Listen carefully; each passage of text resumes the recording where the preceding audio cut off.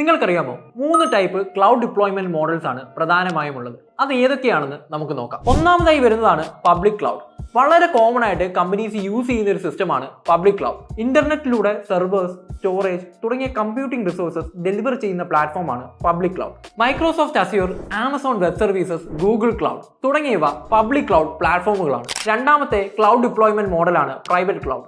ഒരു single organisation അല്ലെങ്കിൽ ഒരു കമ്പനിയിൽ എൻക്ലോസ് ചെയ്യുന്ന ഒരു ക്ലൗഡ് റിസോഴ്സ് പ്ലാറ്റ്ഫോമാണ് പ്രൈവറ്റ് ക്ലൗഡ്. വളരെയധികം കോൺഫിഡൻഷ്യൽ ഡീറ്റെയിൽസ് ഹാൻഡിൽ ചെയ്യുന്നത് കൊണ്ട് തന്നെ സെക്യൂരിറ്റി, കസ്റ്റമൈസേഷൻ തുടങ്ങിയ ഫീച്ചറുകൾ പബ്ലിക് ക്ലൗഡിനേക്കാൾ ആവശ്യമാണ് പ്രൈവറ്റ് ക്ലൗഡ്. മൂന്നാമതായി വരുന്നതാണ് ഹൈബ്രിഡ് ക്ലൗഡ്.